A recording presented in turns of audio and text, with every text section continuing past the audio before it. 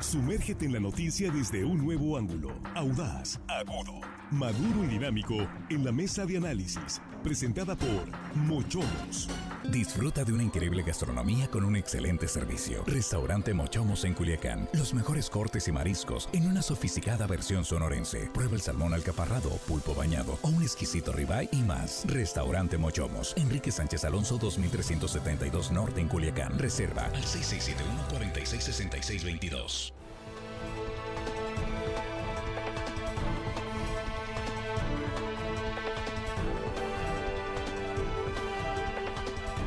Estamos ya de regreso, estamos aquí en la mesa de análisis de Línea Directa en este miércoles 5 de febrero 2025, saludando a nuestros compañeros y la compañera en la mesa. Jesús Rojas, ¿cómo estás? Buenos días, bienvenido. ¿Qué tal, Víctor? Buenos días para los compañeros, para la compañera. Un saludo muy especial para quienes nos escuchan en el Estero. Ándale. ¿En dónde debes saber, Víctor? Creo que conozco por ahí. Juan José Ríos. Debe ser es. Juan José Ríos, sí, cómo no. Muchos saludos a los paisanos. Araceli Tirado, ¿cómo estás? Buenos días, bienvenida. Buenos días, Víctor. Buenos días a los compañeros de la mesa, al auditorio de Línea Directa y, por supuesto, al equipo. Axel Avendaño, esta mañana aquí en la mesa. Axel, bienvenido, buenos días. ¿Qué tal, Víctor? Muy buenos días al auditorio, a los compañeros de producción, a los compañeros de la mesa. Un gusto estar aquí. Saludos también a Juan, que hoy no pudo acompañar. Y por cierto, hoy está cumpliendo años un joven talento, promesa del deporte, del atletismo de Sinaloa, cumple 14 años, Max Ordorica. Hoy, por cierto, aprovechando la ausencia de Juan. Pues a eso se debe, ¿no? Me imagino que va a haber buen festejo. Yo supongo que sí. Le enviamos un abrazo, una felicitación a Maximiliano Ordorica Ibarra. Armando Ojeda, ¿cómo está? Buenos días. Buenos días, estimados compañeros de la mesa. También quiero enviar un saludo a una cumpleañera, Víctor, este día. Bien. Con todo mi cariño, mi amor. Un saludo, un abrazo para la cumpleañera Brenda Beatriz Armenta de Ojeda, esposa de mi hijo, que cumple año ahora de mi hijo. Muchos saludos, felicitaciones a Brenda. Un abrazo a Brenda. También va a haber festejo. Pues vamos a ver si un festejito. Ya viene hasta listo, ¡Ey, me viene Cocachi de una vez! ¿Y dónde es el Sorocloco? Bien, permítame nada más continuar con la mesa de análisis. Felicitaciones a todas y todos los cumpleañeros.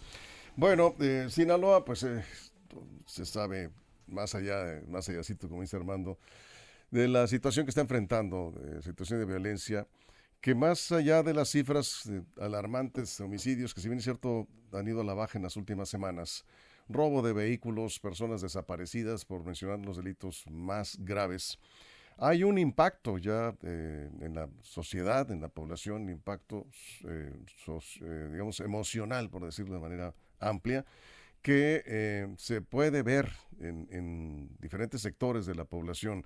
Porque si bien es cierto, dirán, pues es que las autoridades ya están informando día a día de la cantidad de homicidios y afortunadamente no tenemos esa cantidad de 2 dígitos.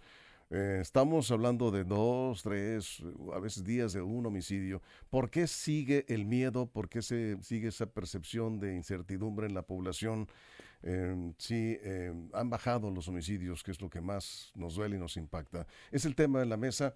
El impacto más allá de las cifras, el impacto de la violencia en Sinaloa. Abrimos los comentarios, Jesús. Fíjate, Víctor, que hay que decir, en el mes de septiembre y octubre del 2024 hubo un incremento en el número de homicidios derivado de lo que todos conocemos. Sí. Y pues de octubre, noviembre, diciembre y enero, por fortuna han tenido una conducta a la baja este delito.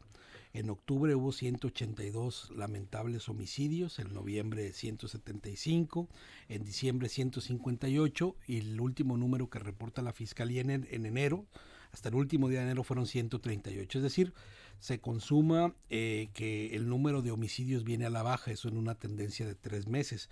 Pero el problema es, como bien comentas, que la percepción de seguridad en Sinaloa sigue siendo pues alta de violencia, alta de inseguridad, alta de injusticia incluso. La gente está preocupada porque al mismo tiempo que se reduce este delito, como por ejemplo también, qué bueno que tuvimos en enero 0 feminicidios, eso es un tema muy importante. Pero hay otros delitos que van completamente al alza y que están disparados, y esos en el colectivo, en esos en la sociedad, pues sigue siendo una preocupación muy alta, incluso también aquellos que, aunque van a la baja, pues se siguen presentando. Es decir, llegar a un punto de la normalidad yo creo que implica un esfuerzo que va más allá de un tema de reducción de números, sino también de un tema de percepción de seguridad, que eso se genera, pues ya lo platicaremos en el transcurso del programa, más o menos cómo. Esa es la temática. Araceli, vamos contigo. Bien, pues estamos a casi 5 meses de este clima de violencia, de inseguridad, de incertidumbre. Hay daños muy severos, no solo en Culiacán, sino en varios municipios de Sinaloa. Hay daños económicos, educativos, de salud mental, de emocional. Hay daños sociales en los cuales a lo mejor no hay una cifra exacta, no hay un dato exacto. Sin embargo, la percepción de inseguridad es muy alta. El robo de vehículo, las desapariciones. Hay muchos delitos que no son denunciados, la violencia no letal, el desplazamiento forzado. Hay mucha migración de empresas, de familias que se han ido de Culiacán, de Sinaloa, a otros estados, a otros países. Pero creo que la sociedad, los índices, las estadísticas sobre violencia en Culiacán ya no le dicen nada. Las familias en Culiacán estamos hartas de esta situación que estamos viviendo. La ciudadanía está muy cansada, estamos muy cansados. Todos los días lo que se habla de Sinaloa es violencia, asesinatos, los hechos de sangre que pasan en Culiacán. Y ayer martes, por ejemplo, el periódico Reforma, se aprecia que la sociedad ha venido perdiendo confianza en sus gobernantes. El periódico, por ejemplo, El Financiero, la gente en Sinaloa está muy molesta con las declaraciones de sus autoridades. Y la gente está muy cansada, está cansada de las ruedas de prensa en donde se hablan de decomisos, de detenciones, pero esto realmente dicen muy poco a un clima que se ha exacerbado y que está teniendo graves impactos en el tema de salud, en específico el tema de salud mental, salud emocional, que ya se está visibilizando. Las familias están siendo con estos problemas, están teniendo grandes problemas a la par del daño económico, educativo, y iré ahondando en las próximas intervenciones. Muy bien. Axel. Sí, es un tema complejo y creo que, como bien lo comentaban ahorita, lo inferían, no hay una, y creo que nunca la habrá, una forma de contabilizar el daño que está generando esta ola de violencia en el nivel de salud emocional. Al igual que ocurrió en la pandemia del COVID-19, se habló de cómo diversos padecimientos como la ansiedad, el estrés, empezaron a elevarse en la población a nivel mundial, y creo que nunca se logró contabilizar de manera exacta cuál fue el impacto emocional del encierro, ¿no? O de, digamos, lo que fue la cuarentena, al principio pues de la pandemia. Y creo que lo mismo está ocurriendo aquí en Culiacán con esta ola de violencia desde el pasado 9 de septiembre. Obviamente, ante la urgencia de los hechos delictivos, se ha podido hacer una cifra o una contabilización más o menos certera, como dice Araceli. Hay muchos delitos que quizá no se están denunciando por el mismo temor de las víctimas, pero bueno, hay una contabilización que podemos pues verla, ¿no? Homicidios, robo de vehículos, que son los más claros. Pero en el tema de cómo nos está afectando a nivel emocional a la sociedad en general, creo que eso es un momento que no está contabilizado y no sé si en algún momento se vaya a poder pues estar seguros.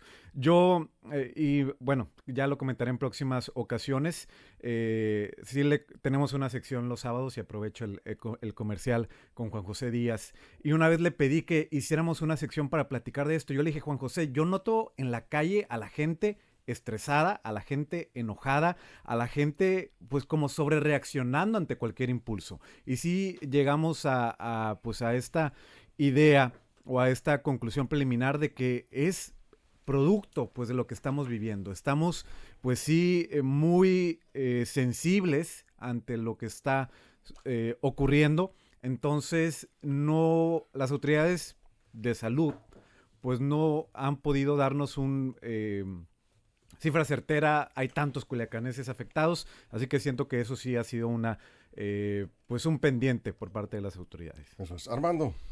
Bueno, hemos vivido desde septiembre precisamente y desde antes. La verdad de las cosas es que nunca hemos vivido en un estado Disneylandia, como le dicen muchas gentes a los lugares en que se disfruta pura alegría, tranquilidad, paz social. Sinaloa se ha caracterizado por ser un estado siempre históricamente vandalizado por grupos de poder, delictivos. Y los efectos de esta guerra a la que yo he calificado y escrito como internarca, porque se entiende que es entre dos facciones del cártel de Sinaloa que se están enfrentando, que se han enfrentado. Yo la defino como la violencia que nos envolvió a todos, la violencia de unos cuantos que nos envolvió a todos. Y todos nos ha tocado pues sentirnos temerosos. Nos ha invadido la zozobra, la incertidumbre, mucho miedo, es la realidad. ¿Por qué? Por la vorágine también de comentarios, de leyendas, historias que combinadas con hechos reales de violencia que hemos visto, pues bueno, nos han llevado a ese clima de estrés que hemos estado viviendo. Nos enfermamos de miedo y ahora ese miedo no se quiere ir el miedo, no sé hasta cuándo va a permanecer, aunque nuestra conciencia, la verdad y la observancia de las cosas nos diga o nos indique que lo fuerte de la tormenta está pasando o hubiere pasado. Difícilmente vamos a erradicar todos los hechos delictivos y vamos a decir no hay ya, va a seguir habiendo. Eso es a nivel global la violencia que envuelve al mundo, y no solo en Sinaloa, sino en otros estados de la República, en donde yo me atrevo a decir que están aún peor que aquí. Sin embargo, el temor a esa guerra se ha generado entre los dos grupos, pues sí nos ha metido en ese nicho de miedo, de terror. Oímos ahora ya, a partir de esta guerra, un balazo, y ya generamos, un balazo lo hacemos balacera. La realidad de las cosas. Los medios y principalmente las redes sociales están jugando un papel importantísimo en este sentido. Y bueno, ahí estamos inmersos en esto. Si llegara, como en los últimos días, hemos visto que ha cedido los hechos violentos. Ha habido crímenes, asesinatos, sí, pero siempre los había habido. Pero ahora encontramos un asesinato este día, en la mañana, y ya decimos la violencia no ha cedido, ahí está presente y el temor vuelve a invadirnos, ¿no? Sí, porque ya se ha comentado, Jesús, y vamos contigo, que la violencia no solo se mide con cifras de homicidios, ¿no? No. Ya lo vemos. Y luego entramos a este terreno de percepción contra realidad. Es que ese es bien interesante, fíjate. Lo que sí tenemos de dato específico es la encuesta que hace el INEGI, y el dato más sobresaliente es que en septiembre de 2024 solo el 57% de los habitantes de la capital sentía miedo por vivir en la capital, pero en diciembre del 2024, el último dato que tenemos, 91 de cada 100 culiacanenses tiene miedo de vivir en la capital. También ha aumentado el miedo en el puerto de Mazatlán. En septiembre era el 40% de los ciudadanos con temor de vivir en su ciudad, y ahora el 67.7%. Los Mochis sí se comporta de una manera estable con un 24.6%, lo cual nos marca es que hay una escala de terror, ¿no? No es lo mismo la preocupación que tienen los habitantes de Culiacán que los habitantes de Mazatlán, que los habitantes de los Mochis respecto a la situación de inseguridad que prevalece en el estado. Eso es una cosa. Y como bien comentas, percepción no es realidad, pero por supuesto que nosotros nos nutrimos de esta percepción a través de pues todo lo que vamos viendo. Y esto, yo escribí una columna hace unos días en donde estaba analizando una explicación que daba el doctor Kenneth Sheldon respecto a cómo estas ideas o percepciones de realidad son las que terminan pues generando estos ambientes de incertidumbre, de miedo en la sociedad, y explica un tanto cómo en el tema de la pandemia nosotros empezamos como en nuestra capacidad humana a tratar de darle sentido, por ejemplo, al número de defunciones y a las camas de hospital que tenían ventilador disponible. No te sé si te acuerdas que siempre tratábamos de encontrar un número que nos dijera qué tan mal o qué tan bien íbamos en el tema de la pandemia, y nuestro foco siempre estaba en eso. No estaba en cómo se iban desarrollando las vacunas, cómo iban mejorando las condiciones de salubridad en algunos puntos, sino más bien estábamos clavados en ver número de defunciones y número de espacios disponibles en las camas.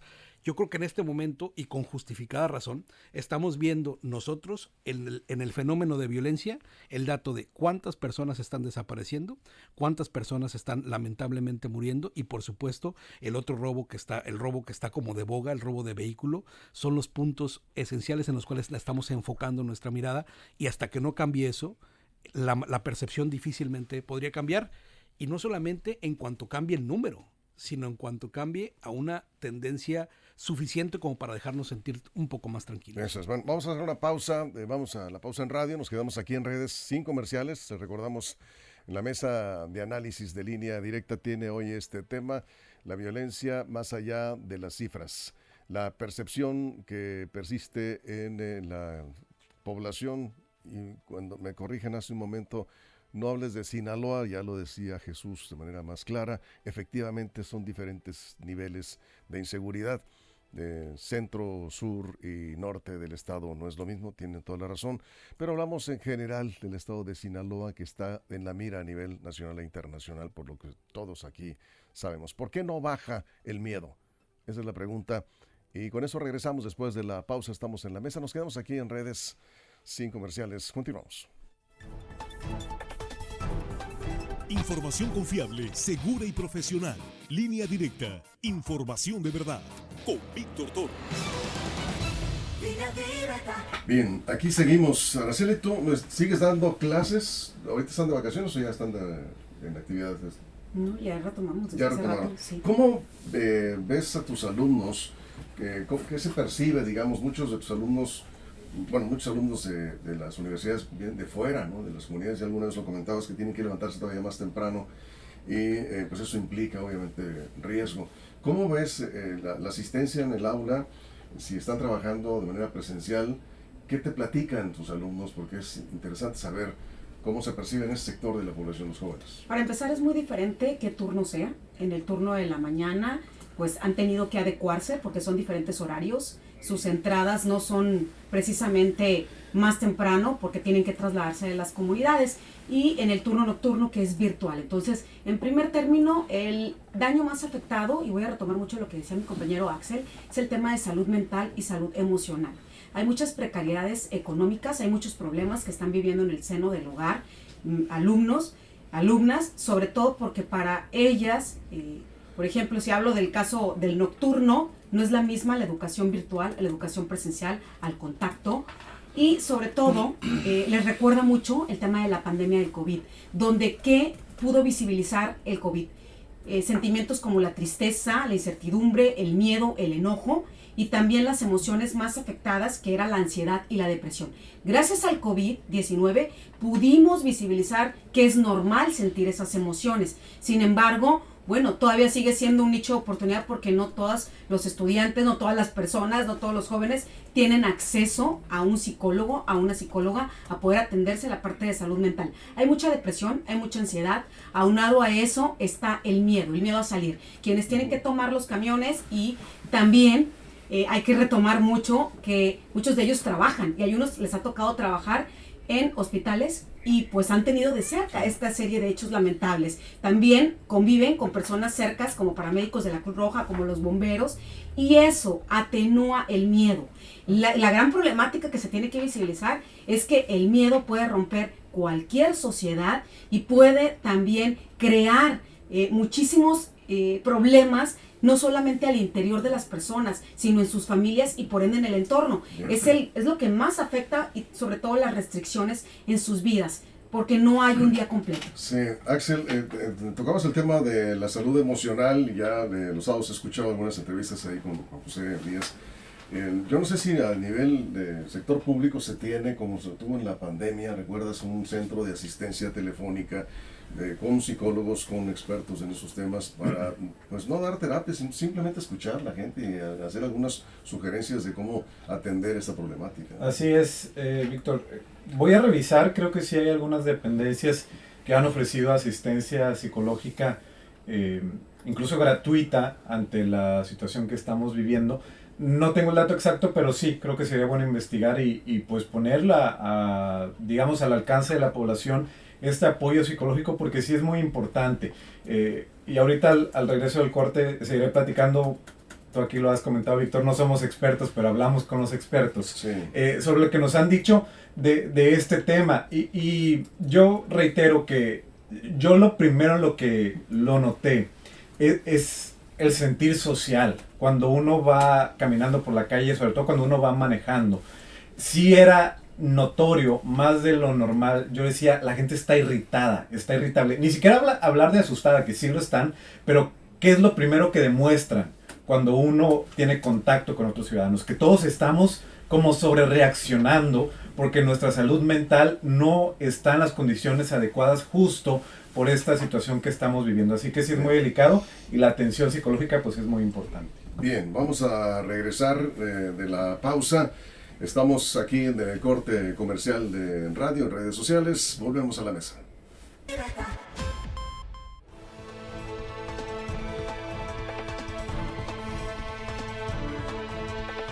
Estamos en la mesa de análisis de Línea Directa, hablando de lo que mucha gente habla en el café, en el restaurante, los vecinos. Y la pregunta que más se hace es, oye, ¿cuándo va a terminar todo esto? ¿Cuándo podrán de nuevo salir nuestros hijos de noche a cenar, a convivir con sus amigos, regresar a la vida nocturna? Yo creo que a todos nos preguntan eso con mucha frecuencia. Y yo quiero decir que ya he visto una cierta recuperación de la actividad nocturna en Culiacán. Se ve, aquí lo notamos porque pues, a la hora de que salimos a diferente hora en la noche del trabajo, y te das cuenta que tanta circulación vial hay, que tanto movimiento hay. Digo, no se ha recuperado, pero sí ha ido gradualmente recuperándose, muy despacio, pero ha ido recuperándose. La gente sí sale con miedo, pero ya empieza a salir. Nos quedamos contigo. Ahora sí le veías digamos, cómo se manifiesta esto con tus alumnos en la universidad. Sí, no, en la juventud yo creo, o sea, es una pérdida de libertad, la pérdida del principal derecho humano ante una falta de seguridad, ante la violencia, y donde pues se tiene que volver a lo básico, a lo que puedan cada quien cuidarse. Me parece aquí que es importante también visibilizar que, por ejemplo, en el sector educativo, en lugar de estar pensando en rendir en los programas educativos, el primer pensamiento antes de checar el clima es cómo amaneció Culiacán para poderme trasladar. Primero es llegar a salvo a la escuela, luego es llegar a salvo al servicio, a la práctica profesional que están haciendo, llegar a salvo a la casa, cómo están mis papás, cómo están mis hermanos. Es una lucha constante entre los pensamientos y la realidad, y esto también pues se enardece por el tema del miedo. Hay un artículo que encontré sobre impacto de la violencia en la cohesión social, que habla sobre los resultados que muestran una vinculación entre la violencia y la inseguridad, en este caso del país, de cómo se percibe esta cohesión social, la frecuencia del delito, las cercanías de los hogares, el miedo que puede ocasionar ser la próxima víctima. Este es el pensamiento más recurrente. Diría una persona hace unos días, tengo pensamientos intrusivos. Este tipo de pensamientos de ser la próxima víctima, así como la pérdida de confianza en las instituciones policiales, en justicia, tiene un grave impacto. Y este estudio dice que no solamente son los grandes delitos los que causan miedo o temor o que pueden afectar la cohesión social, sino son los delitos como los robos o los asaltos, que de ese tipo de delitos son los que también han ido en aumento. Bien, Axel, decías hace un momento la asistencia psicológica, ¿no? Que tanto hace falta en esos días. Sí, y de hecho me preguntabas, Víctor, acá sí. Me puse a revisar, sí hemos hecho algunas publicaciones de instituciones que dan apoyo ante la situación de violencia, como es el DIF Culiacán. Lo promocionaron más que nada cuando recién empezó la ola de violencia, por allá en los meses de septiembre. Pero acá estoy viendo que era el DIF Culiacán, el DIF Sinaloa también. El Instituto Sinaloense de la Juventud también ofrece terapias y apoyo en salud mental. Y por acá veía que la Secretaría de Salud hace poco también lanzó un programa de llamadas, aunque este es como general. Creo que se trata del tema de violencia, pero dice que también entran en casos de depresión y de adicción a las drogas. Entonces yo creo que termina siendo pues oportuno. Lo que comentaba ahorita en el corte es este tema de cómo vamos notando todos que estamos en la misma situación. Y es esta, lo decía Araceli, ¿qué nos tiene así? ¿O cuál es la primera razón quizá más cotidiana? Antes siquiera de pensar, y ojalá que no, en que vayamos a ser víctimas de algún delito. Pero lo más cotidiano y quizá lo que la población en general está sufriendo es un sentimiento de frustración porque su vida no se puede realizar de la manera que antes se hacía. Es decir, si nos vamos quizá a cosas más mundanas, pero que terminan teniendo impacto en nuestra salud, ya no podemos desplazarnos como antes queríamos, ni a las horas que antes queríamos. Ya no podemos ya no podemos salir a carretera con la tranquilidad que teníamos, ya no podemos ir a cenar después de las 7, 8 de la noche, ya no podemos ver al amigo que quizá vive en un sector muy distante. Entonces, esa afectación a nuestra vida cotidiana nos está afectando a nivel general aquí en Culiacán y quizá un poco en Mazatlán. Bien. Entonces, esos son los primeros impactos pequeños, pero que van mermando en nuestra propia salud mental y emocional. Sí, bueno, el impacto económico, como ya hemos hablado, Armando, aquí en la mesa también.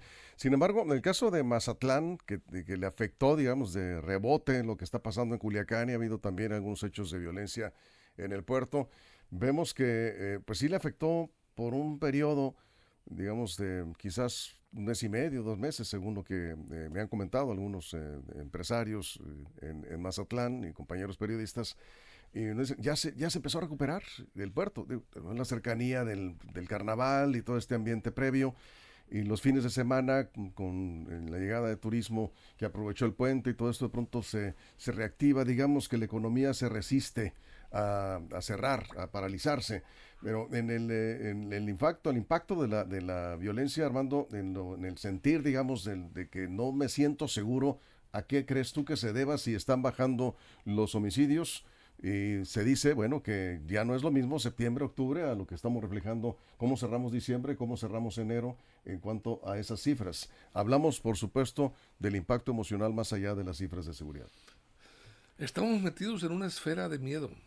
La violencia, esta guerra que se está viviendo a partir de septiembre nos metió en una esfera de miedo. Y ahí estamos, toda la sociedad, inmersos en ese miedo. Difícilmente, no sé hasta cuándo vamos a salir de esa esfera del miedo en que estamos metidos. Nos sumergimos ahí y todos, de alguna manera, también los medios, contribuimos generando la información. Las redes sociales, insisto, juegan un papel importantísimo en la generación de ese miedo. Desde luego que están bien sustentadas. Ha habido hechos violentos que nos han metido y nos han asentado aún más en ese miedo. Pero a ver, ahorita estaban hablando los compañeros de que varias instituciones, organismos de profesionales se pusieron a disposición para atender psicológicamente a los afectados. A mí me gustaría saber que nos informaran estas instituciones, estos organismos, qué tanta población ha acudido a recibir atención psicológica. En realidad, ha ido gente, sí, seguramente algunos padres de familia preocupados por sus hijos o los mismos adultos han ido a recibir el tratamiento, pero yo me atrevería, incluso ojalá me desmientan, a pensar en que la demanda no ha sido de la magnitud del miedo que se siente y se percibe en Sinaloa. Es difícil medir eso, ¿no? Claro, no, sí se puede medir. Preguntándole a la gente que pusieron a disposición sus departamentos psicológicos, a ver qué tanta gente acudió. Por supuesto que pero tú dices que te atreverías a decir que no es mucha gente. A través de los datos que nos ofrezcan estas instituciones, estos organismos. Habrá que esperar entonces. Sí, por supuesto. Pero el seguimiento que sugieres... y decirle, señores, ¿qué tanta gente vino con ustedes a solicitar ese apoyo? Por ejemplo, aquí nos comenta Elvia que ella le tocó ver ahí a un costado de Catedral personas pusieron unas mesitas ofreciendo el servicio con uniforme y tenían un letrero que decía se brinda asistencia psicológica. Es el personal de la Secretaría de Salud, el sistema DIF, que se han estado, que también te comentaba Axel. Me preguntas cuánta gente acudió a atenderse. Muy interesante lo que planteas. El seguimiento lo vamos a hacer. Claro. Te vas a enterar. Jesús. Hay 2 temas que no debemos dejar pasar. El primero es que la guerra siempre está en esta lógica de la generación de violencia y por tal ellos los participantes de esta confrontación siempre buscarán producir mayor virulencia, es decir, lo que comienza con una demostración de eventos violentos, luego sigue una escalada en esta idea de comunicación, porque también están jugando con la percepción de triunfo o de fracaso. Entonces, eso lo va a elevar, ¿no? Sí. Y la otra cosa es que platicando con una antropóloga de la Universidad Autónoma de Sinaloa, quien me pidió reservarse el nombre, me dice, los hechos de alto impacto que se presentan en el marco de esta guerra siempre serán recordados por los hechos que ya han trascendido. Es decir, cuando se replica un hecho de la misma naturaleza, nos trae en recuerdo inmediato todos los anteriores. Es decir, y eso también genera a esta percepción. Podemos pasar una semana, 2, 3, 4, 5 semanas sin ningún lamentable fallecimiento de un menor, por ejemplo.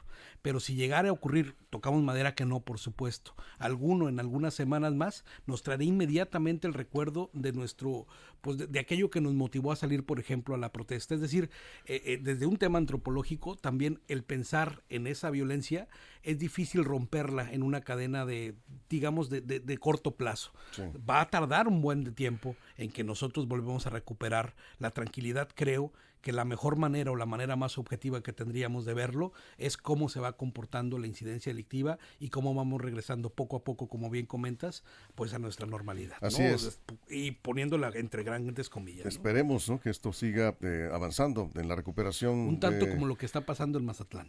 Sí, que en Mazatlán vemos ahí como de pronto sube, baja la afluencia turística, que también algunos me dicen que no es una forma de medir los índices de delincuencia, pero no, porque vemos que no impacta directamente en la afluencia turística el tema de la inseguridad en el cierto turismo regional, que ya tienes tu fin de semana planeado y vas a ir, a pesar de que se diga que no es muy seguro transitar por ciertos tramos de carreteras. En Altata, nos comenta la producción, ya se reactivó el comercio. La gente empieza a salir. El fin de semana pasado, nos comenta Erika, ahí hubo mucho turista por el evento ahí de los bikers. Estuvo un sábado, hace como mes y medio, no había nada, y ahorita dice, pues ya se ve un poco distinto ahí, ¿no? Bien, cerramos, Araceli. Bueno, pues retomando un poco aquí el tema que me parece medular, es el tema de salud mental y salud emocional, y para quienes nos escuchan, pues que sean pacientes en las emociones, en los sentimientos que están teniendo, si hay miedo, si hay llanto, si hay falta de concentración, si hay falta de energía o motivación, si hay pérdida de interés en actividades que antes disfrutaban, porque incluso salir a correr está ahorita casi prohibido, a no ser que lo hagan en otras horas. La irritabilidad, o algunos incluso se pueden llegar hasta pensamiento de suicidio. Yo creo que ahí es momento de buscar ayuda profesional, quienes lo puedan pagar, que no escatimen. La verdad es que la salud mental y emocional es canasta básica, y una diferencia que tú me preguntabas, Víctor, yo te pudiera decir entre estudiantes de la mañana y de la tarde. Sí. En la tarde y en el nocturno hay depresión, ansiedad, estrés. En la mañana hay miedo por salir, ¿sí? Y me gustaría terminar con una frase de un libro que me encanta, que es de mis favoritos, de Víctor Frank. Él es un logoterapia de la parte de la salud mental, y él dice que al ser humano se le podía arrebatar cualquiera de las libertades, menos la libertad de elegir con qué actitud personal enfrentar la vida. Entonces yo creo que cuando todo lo de afuera no podemos controlar, es bien importante asegurar ese kit básico, que podamos controlar el interior. Bien, hay que solicitar ayuda. Nada más una aclaración, Manuel Acebe nos envió una nota de las personas que están ahí en el parquecito que está la plazuela, ¿cómo se llama? La plazuela Obregón, ¿verdad? A un costado de Catedral. Efectivamente sí están dando consulta psicológica gratuita, es la clínica Renace. Es el personal de la clínica Renace. Ojalá sigan ahí porque mucho ayuda. Ahí estuvo Línea Directa y constató que hay personas que llegan, se sientan con ellos y comentan sus experiencias. Esta es la imagen en Línea Directa Televisión de esta labor que está haciendo esta clínica. Ya nada más echarme a platicar con ellos aliviana. ¿Cómo no? Hablar con un psicólogo siempre te va a ayudar. Hay que ver a los especialistas. Cerramos, Axel. Nada más comentario a lo que decía Jesús, cómo un acontecimiento nuevo te trae al recuerdo sí. Los otros. Alguna vez entrevisté a un psicólogo también, se llama estrés postraumático, y dura años, sí. y puede ser... No lo trabajas y si no lo trabajas puede que quede escondido hasta que vuelve a ocurrir una situación, y es cuando se detonan estos sentimientos. Entonces es lo que estamos sufriendo, y es en el caso personal, en lo colectivo también es muy complejo. Sí, ¿no? Es colectivo, y lo traemos desde el primer Culiacanazo, y se ha extendido en los años. Bien. Desde la pandemia. Cerramos contigo, Armando. Hemos hablado mucho y se ha dicho mucho de volver a la normalidad. ¿qué es la normalidad? Volver a la normalidad en Sinaloa, me pregunta. ¿Qué tiene que pasar para decir estamos en la normalidad? Que haya menos asesinatos, que siga habiendo, pero que haya menos robo de carros, despojo de vehículos en la calle. Eso es volver a la normalidad. Volver a 2 años atrás, cuando también hubo muchísimos robos de vehículos. Recordemos que hubo quienes hasta aparecían asesinados con carritos, les ponían para persuadir ese delito. Entonces, ¿cuándo vamos a volver a la normalidad? Yo creo que esta situación difícilmente vamos a poder decir ya estamos en la normalidad, y que indique ello que no hay ningún problema. Siempre el temor, yo dije, estamos metidos en esa esfera del miedo y vamos a estar muy difícil que salgamos pronto de ese temor, de ese miedo que sentimos al salir a la calle. No será pronto. No es a corto plazo. Pero tendremos que salir. Yo sí creo que la sociedad sinaloense es muy resiliente y muy resistente. Siempre está echada para adelante. Yo creo que tendremos que salir adelante. No hay de otra, no nos queda de otra. ¿Qué contestas, Jesús? Rápidamente, me das 30 segundos, producción. Sí. Aquí nos dice, y lo tomo, pero dice: está bien que les paguen y sigan una narrativa, pero no inventen normalizar la violencia, no abusen. Es un usuario de Facebook. Pues te pagaron para venir a hablar. Yo respeto la opinión, como respeto la opinión de también la antropóloga con la que platiqué y los textos que consulté. Pues al final de cuentas, cada quien tendrá su manera. Y es respetable. Axel, ¿tú qué dices? Pues yo, digamos, lo que comentamos en la mesa, siento que iba en un sentido contrario, más bien de analizar el miedo que estamos viviendo los sinaloenses ante la situación. Yo cuando escucho así, sí me extraña, porque aquí no estamos ni hablando a favor de nadie, simplemente estamos exponiendo un tema que... En percepción somos la tercera ciudad más insegura del país. No, ya somos la primera. Culiacán, ayer salió, somos la primera, le sigue Tijuana y luego Ciudad Juárez. Es que no es para menos. Lo que tenemos el primer lugar ya le ganamos. Entonces, no estamos normalizando nada. Yo no sé qué programa está viendo usted, con todo respeto, pero respetable también su opinión. Con esto nos vamos, Armando, Axel, Araceli, Jesús. Muchas gracias a todo el equipo, a toda la producción, pero sobre todo gracias a usted. Pásela bien. Mochomos presentó La Mesa de Análisis. Información de verdad que suma valor.